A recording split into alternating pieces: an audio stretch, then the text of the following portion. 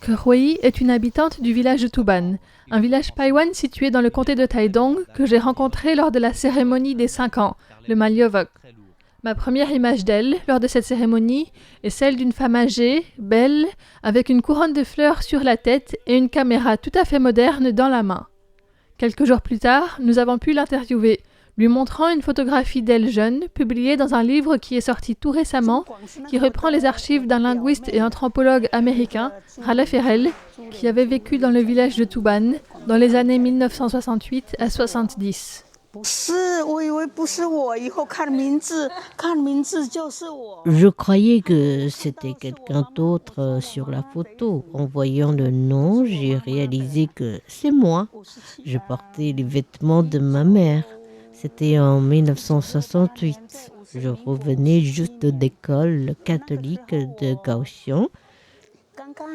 À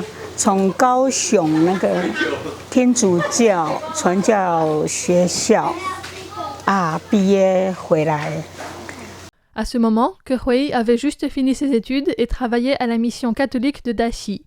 Elle se rappelle que Ferrell s'était installé à Tuban et travaillait avec Ju Zhengwei, un jeune du village qui avait alors 16 ans et qui le suivait partout et participait à ses travaux. Comme il travaillait à l'église, il avait collé le système d'écriture Paiwan sur le mur.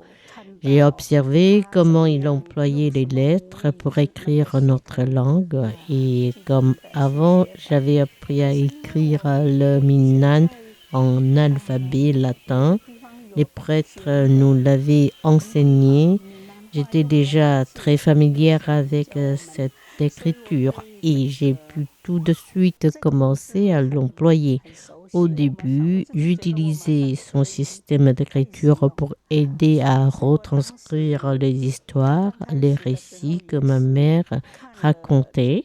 Ensuite, Ferrell est parti très soudainement. Il a dit qu'il devait rentrer. À ce moment-là, le prêtre a acheté la machine à écrire et me l'a donnée. Elle est toujours chez moi. Ma maison est une petite maison à l'est du village.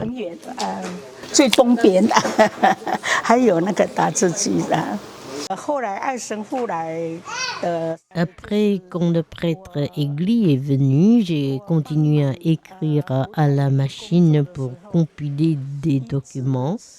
Plus tard, j'ai travaillé avec Ruth Heidi et j'écrivais aussi avec cette machine.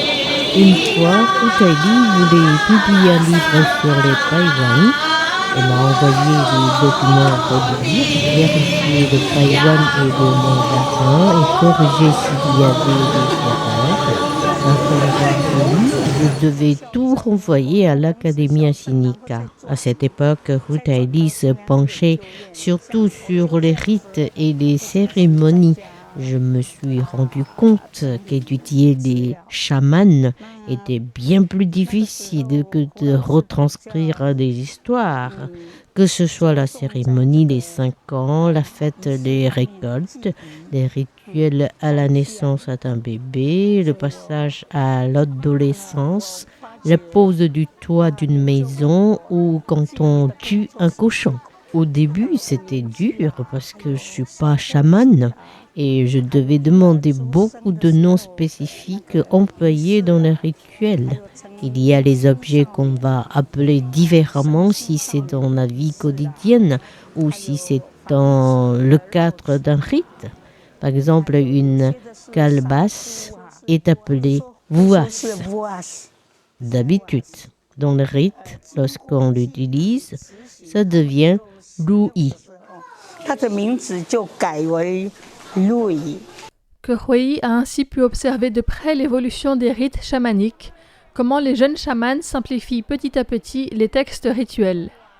Madame Chen, la chef du village, a expliqué avec gratitude que lorsqu'elle a pris ses fonctions au décès de sa mère, c'est Ke qui est venu l'aider avec ses cahiers de notes pour leur indiquer à elle et aux chamans les étapes à suivre pour mener à bien l'ensemble des rituels de la cérémonie du Malyovok.